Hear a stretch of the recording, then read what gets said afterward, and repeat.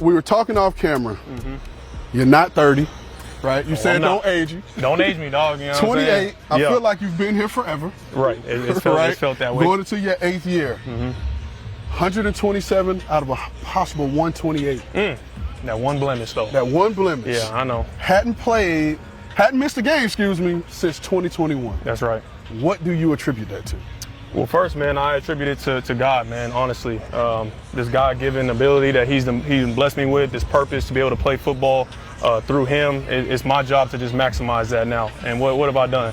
I just feel like I've fully committed myself to wanting to be the best. And the only way to be the best is you got to be out there. You got to be out there every single day showing them, right? And so taking care of my body has been major for me. And I never want to take away from how the game's supposed to be played. Obviously, it's one of the most physical positions on the field. I know the day when I start turning that thing down, it'll be time for me to go ahead and hang it up. You know what I'm saying? It ain't dodging nothing or trying to play soft. It's just playing the game the right way. So, you're attributing that to God, but I've also seen you from a preparation standpoint. You train here. That's right. In the off season. Other than the fact of being cheap. Other than the fact of being cheap. Hey, that's a big one right there. You know what I'm saying? Save some dollars. What is the root cause of you wanting to do all your training here at the facility? I mean, I feel like we got the best of the best here. There's no reason to leave. I think a lot of guys, obviously, it's hard for them to wrap their mind around having to be here year round, see the same walls from January to January. You know what I'm saying? But for me, I use it as an advantage. I feel like when it's deep in the season, we're out here November, December. Man, I'd have been here all year round. This is all I know, right? And so I feel like I'm fresh year round. I love the game so much. I want to give everything to it. And we do have the best strength staff here. We have all the different little knickknacks that help you be the best. So it's about trying to find a way to just be 1% better every single year. So you said knickknacks. In my opinion, don't hold me to this. I'm sure B-Mac will probably feel a different way about Pittsburgh. But I think this cafeteria here is the best. Best of the best. It's best in the league. And I hope you can sneak me in. I don't have my badge no more to get some food after practice. I got you. But you have the nutrition part. Right. Yep. You have the strength staff and Dustin Perry. Yep. And then you have Elliott and his crew. That's right. Give me a little peek behind the curtain in terms of the work that you do with those groups to help keep your body in shape and keep you out there on the field. No, you just mentioned all those guys. I think it does take a village in terms of making sure that this machine is running like it's supposed to every single year, man. And it's day in, day out. It allows me to be out here every day. Some guys, they obviously got to take off days and make sure they're managing their workload. But for me, I feel like I can pride myself on being out there every single day because of the guys you just mentioned, Dustin Perry, Elliott, the nutrition staff. Everybody helps me be in tip-top shape year round. So going into this year, there's turnover, right? There's turnover in this room. This will be the first time since you've been in the league that you hadn't had one of your little brothers with you. That's right. Aziz or Dre Greenlaw. What's that going to be like as you bring these next group of linebackers along in that room? It's a new challenge, man. Obviously, I miss those guys so much because those truly are brothers. We built such a special bond, not only on the field, but off the field. And I think that's why it translated so well onto the field because we had that bond, right? But now being able to have a new bond that's being created with these younger guys, you talk about the D winners of the world. I think guys or people outside the building wanted to see, man, can he take that next step and really hone in on that LB2 spot? And he's done an amazing job thus far. And obviously, I think you guys are going to see as the season goes on just how ready he is for his moment. And I can go down the list of our room, but I think we have one of the most competitive position groups on the entire team right now. It's going to be hard to see who makes the team because that's how competitive it is. But I love how we're turning the page. Drafted in the 3rd round, 2018. I'm going to jog your memory a little bit. Okay. Do you remember your 30 visit here? I remember it a little bit. It's been so long, it's like I only remember the bits and pieces. So on your 30 visit here, you hadn't really played in the box. No. You were kind of a big nickel at BYU. Yep. But it was D'Amico Ryans and Robert Saleh's vision to bring you in after your 30 visit because they thought mentally that you could handle it. I still can't believe it. You alluded to it earlier that you came in day one, you were the guy as a 3rd round pick, and that was under Robert Saleh. You have him back now. Have him back. I think he was your first coordinator, then it was D'Amico, then it was Sorensen, and then, before Sorensen, Steve Wilkes. It was Coach Wilkes, then Sorensen, now back to Saleh. What does it mean for you to have Saleh back in the room? It means everything, man. You mentioned it. I think early on, when you are going through that drive process, you have so many guys telling you what you can't do. You suck at this, you know what I'm saying? And I had a guy in Coach Saleh and in D'Amico who both believed in me from day one. You know, obviously they had their reservations, I'm sure, but they believed in what I could do, right? And so that allowed me to flourish when I did step onto the team and ultimately get that starting position from day one. And obviously, God bless them for staying with me that rookie year, because we went through some lumps as a group and as a team. And your number was ugly. My number was ugly. I had the 48 on, but Tatum Bethune wears it very nicely now. Let's just say that. But I mean, he stayed with me, man, and that's allowed me to progress with the repetitions year after year after year. And now with him coming back, like, you know, me and him, that connection that we have, that relationship we have to be able to just talk ball and him bouncing things off of me, man, it's such a great just connection that we got, and I'm so excited to take the season with him. All right, let's go back to your longevity. You know, we've talked about it, we've spelled it out. You played last year on a reported fractured ankle. A, how the hell did you do that? Literally. And then B, what is it going to take to keep you off the field? No, last year was very trying for a lot of reasons, right? I think me personally, I started off so hot. It was obviously the first year after the birth of my child. I had that extra dad strain going, man. Things were just flowing for me. I started off making a bunch of plays, and then I did fracture my ankle. You know, and there was a lot of behind the scenes work that allowed me to be on the field every single week. So you played on a fractured ankle. You said it was a lot of behind the scenes stuff that went on. With that said, give me a piece of equipment, whether it's for your recovery or that you use on a day-to-day basis that you can't live without. Oh, man. You know, a long time ago, I read this book called The TB12 Method, right? I figured, let me take something from the GOAT.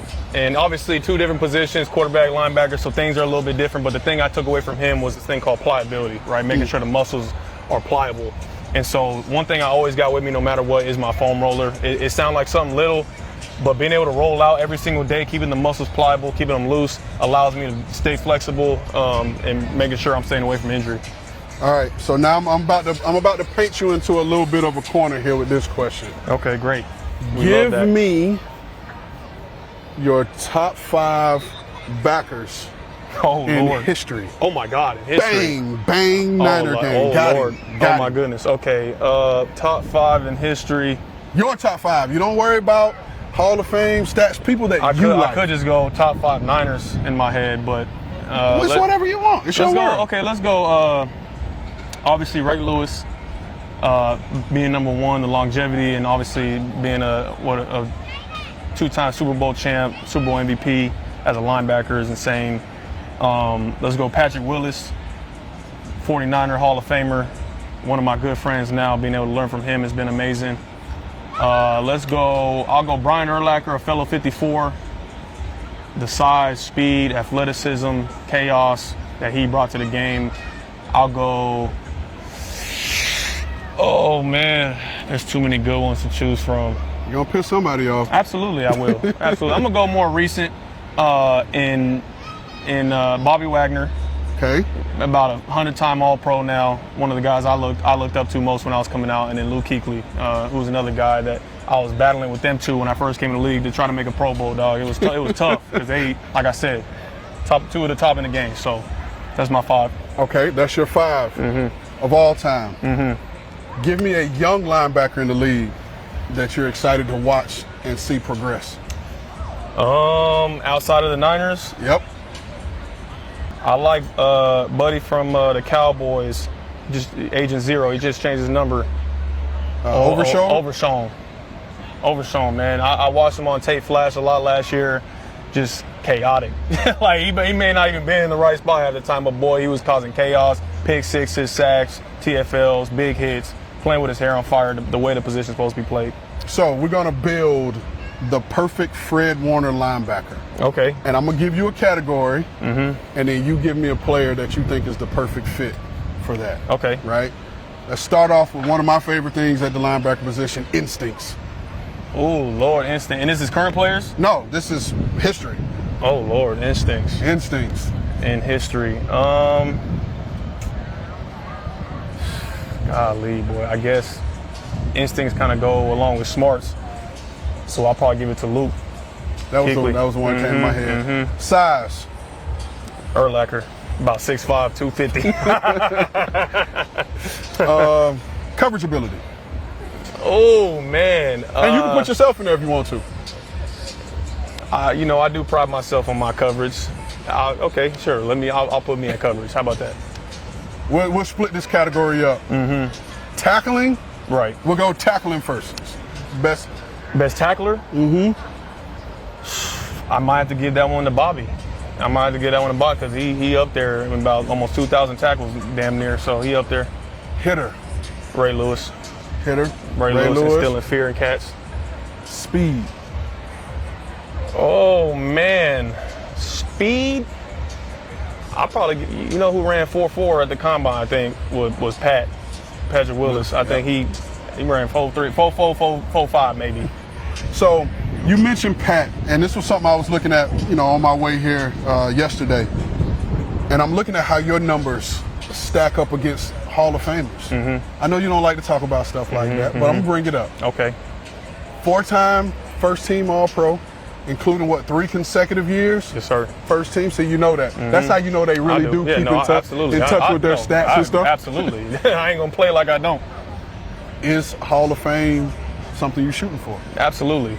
And I don't know if it started out that way. I know for a fact it didn't, because in the beginning it was just like, man, I just want to belong. You know what I'm saying? Like, you so young, and you see all these Hall of Fame superstar players that you're playing alongside or playing against in that stadium. You just want to feel like you belong. And then once I figured out that I did, I'm like, man, how can I max it out, right? And now I'm in this position where, hey, the sky's the limit, man. I want to take it as far as I can go. In with this, what can we expect from the 2025 Niner defense? Best in the world. That simple. That simple. I think something I adopted a few years back was this mindset of being the best in the world. It's something that we break down as linebackers every single time we go out there. And it's a mindset of, man, every single day you trying to do everything in your power to be the best at what you do, right? And not just the best on your team, not just the best in the league, the best in the entire world. I don't know whatever leagues they got in the world, but hey, we trying to be the best, right? And so if it's anything less than that, then we done failed. Well, I appreciate you, brother. You know that. And for the record, I'm gonna let him tell y'all what I call him, my nickname for him. Boo Boo. Boo Boo. Since he was a young pup. That's right. I always called him Boo Boo, so he knows when he hears Boo Boo that it's me. So, Niners training camp. I'm Red Carthon. This is Boo Boo. That's right. Fred Warner. Appreciate you, dog. Appreciate you, baby. Yes, sir.